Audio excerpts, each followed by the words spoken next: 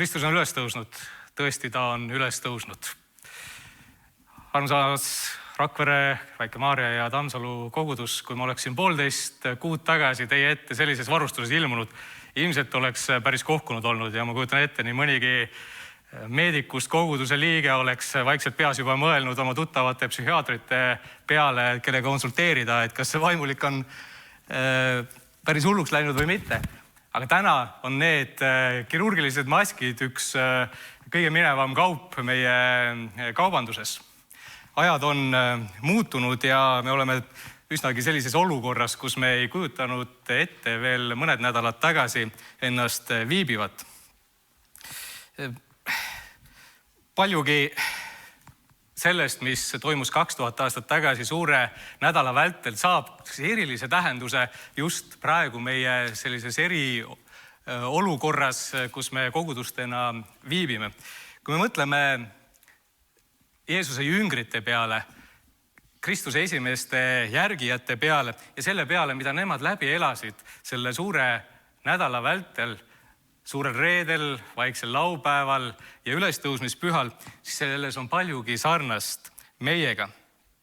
See täiesti jabur ja paradoksaalne olukord, millesse nad sattusid, inimene, kes oli õpetanud tingimusteta Jumala armastust ja kes kogu oma eluga õpetusega väljendas ja peegeldas Jumala olemust, järsku mõisteti hukka, mõisteti surma ja hukati ristil.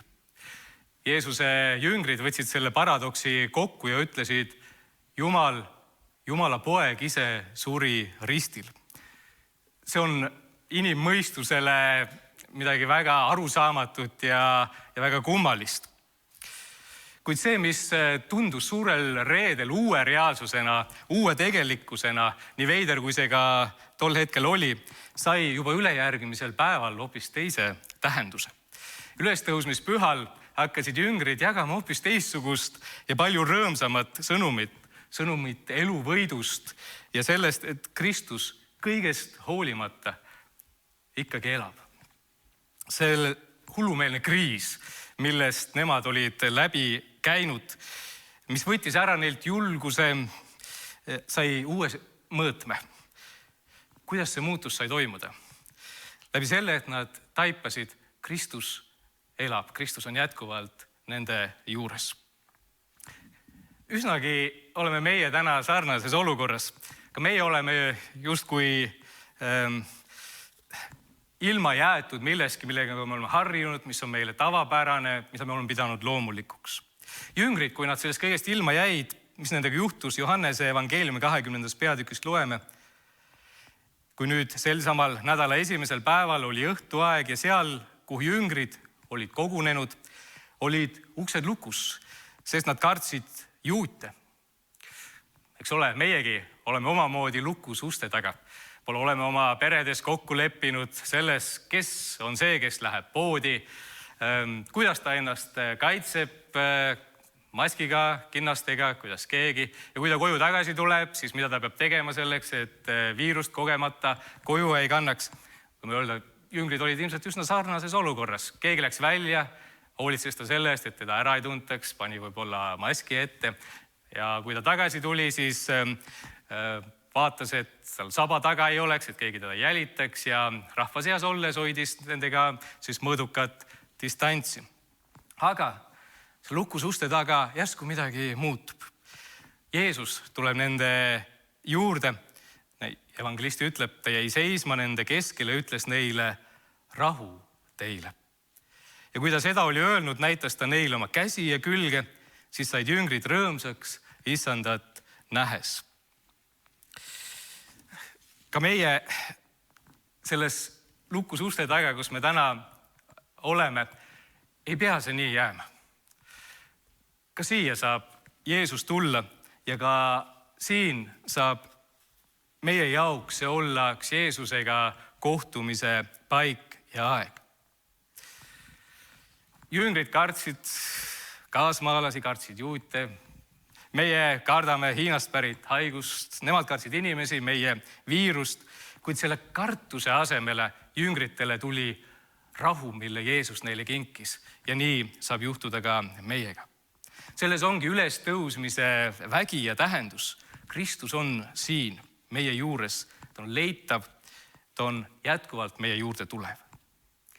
Ülestõusmissündmus on üks neid sündmusi, mis ei toimunud kusagil kunagi seal, vaid mis toimub alati ja uuesti siin ja praegu.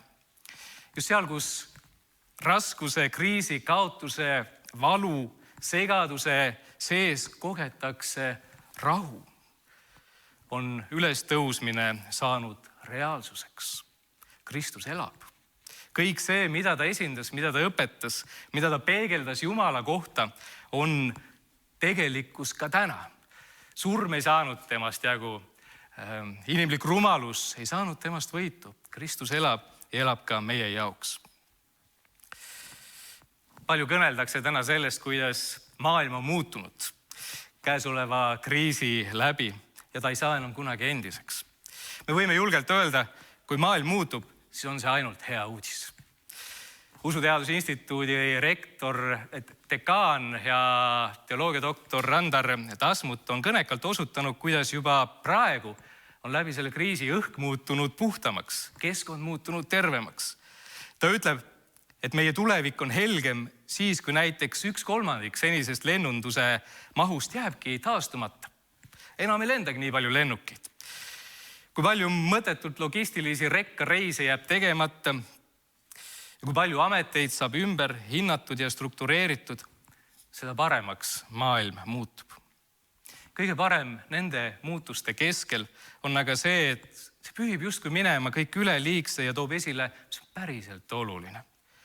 Jeesuse jüngrite elu ülestõusmissõnumi läbi väga palju paremaks ja kergemaks ei läinud. Inimesi oli ikka põhjust pelgata ja karta, sest enamik oli toona nende vastu. Jeesuse jüngritest suur osa hukati veretunnistajatena, aga see ei olnud nende jaoks enam põhiasi. Hirm ei olnud enam nende elu juhtivaks jõuks, vaid selleks oli saanud ülestõusnud Kristuse kuulutatud rahusõnum. Ka meie suurim julguse ja rõõmu allikas siin maailmas saab olla see teadmine, et meie elu sisu ei ole mitte selles, kas me oleme terved või mitte, kas meil on mugav olla või raske, kas meil vahest on majanduslikult võib-olla keerulisem, kui me tahaksime. Elu tõeline tähendus on väljapool neid kategooriaid. See on tuginev vaimsel olemisel. Ülestõusnud Kristuse kuulutatud rahu puudutagu täna ja kõigil neil pühadel meid kõiki väga sügavalt. See on esmalt rahu Jumalaga ja selle rahu läbi sünnib rahu teise inimesega, maailmaga ja ka lõpuks meie endiga.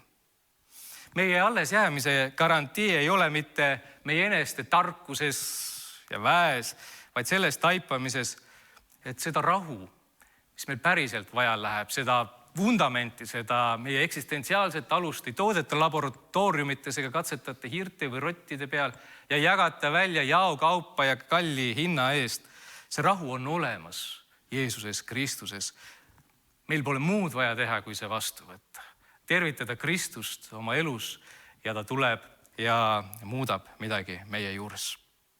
Ma soovin meile kõigile rõõmsaid ülestõusmise pühi. Ja kui me ka järgmine kord kohtudes taaskord peame panema ette maski ja kätte kindaid, sellest pole midagi. Kõige olulisem ei ole mitte see, mis toimub väljapool meid, vaid mis on meie südames.